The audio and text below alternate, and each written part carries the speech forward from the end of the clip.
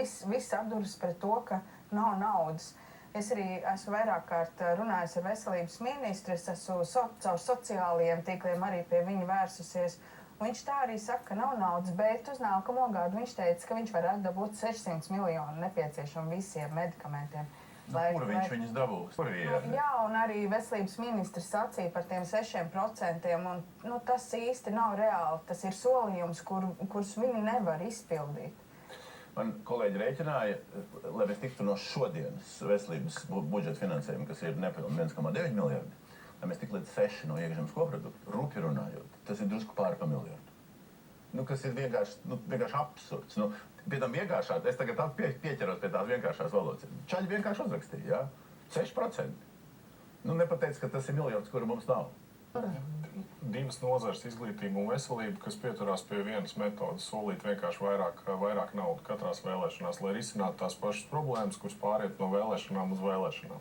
Jā, top solītāji, lai publika vienkārši saprot. Top solītāji šitie divi, kas 6% soli ZZS un jānovienot. Un mazliet drīkst, un jau šobrīd, ja mēs iepazīstamies ar lēmumiem, ko ministru kabinets jau ir pieņēmis un kuriem nav finansiālā seguma, tur ir iekšā gan virkne izglītības prioritāšu, kur lēmumi ir pieņemti, bet finansējumi nav, un virkne veselības nozares prioritāšu.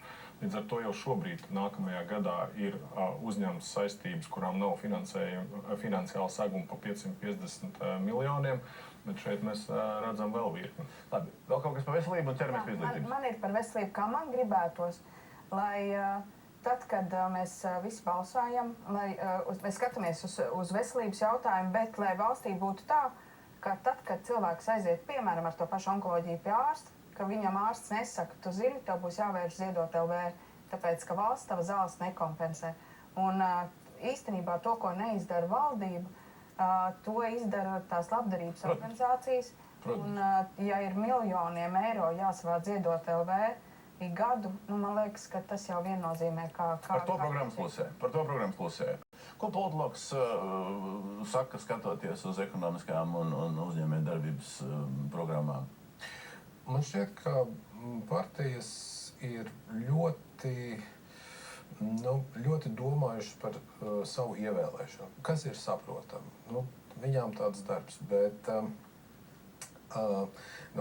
ir tas nevais dalījums politiķos un valsts vīros. Tur diemžēl, tas valsts vīru komponents ir ļoti vājš. Kā jūs mērat? Vairāk par to, ka tur ir visādi solījumi, visu kaut ko samazināt, pārdalīt, veicināt un tā tālāk. Bet valsts vīri, kā piemēram Čerčils, runātu par to, ka, draugi mīļie, vispār mums tuvākajos gados draud vairākus 100 miljonus liels caurums budžetā. Ko viņš ir? Ko mēs darām? Ja? Kas ir jūsu diagnozes? Ko mums saka par augstāko izglītību, vai nesaka? Par augstāko izglītību vispār ir ļoti maz runāts.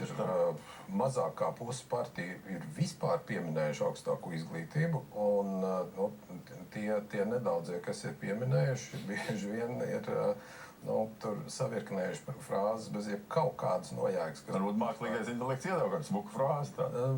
Tas finansējums 4 gadu laikā tikšot dubultots. Ja, kas izklausās pilnīgi fantastiski. Tas tāds, kas pa veselību, tur tas kosmos sākās. Jo piemēram, universitātes senātā jau ir teikts, ka izglītības ministrija par 27. gadu orientē, ka vispār nekas nemainīsies un ir jāpriecājas, ja paliks nauda iepriekšējā gada līmenī. Ja, vienā vārdā novērtējums ir nesaprot. Nekompetenti. Kaut kas labs ir visā šajā segmentā? Gan te nopublicētajā, gan varbūt kaut kādos citādos jautājumos par to, kā funkcionē demokrātija. Es tā vispārināšu. Es teiktu, ka arī mūsu šī vakara sarunas kontekstā viena ļoti svarīga lieta ir iepludināt lēmumu pieņemšanas procesā politiskajā vidē kompetenci.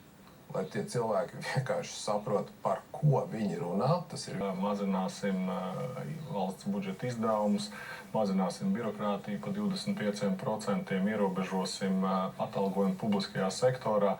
Bet beigās viss, pie kā mēs nonākam, ir niecīgi rezultāti, kas tiek aprakstīti entajos papīros.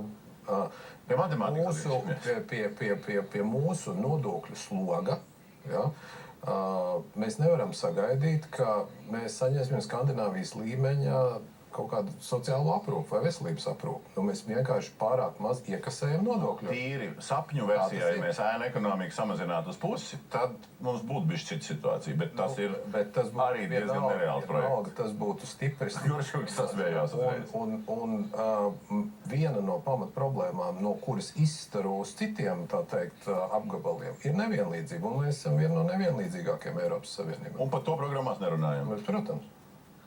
Kaut ko jēdzīgu un labu atradāt šajā sadaļā?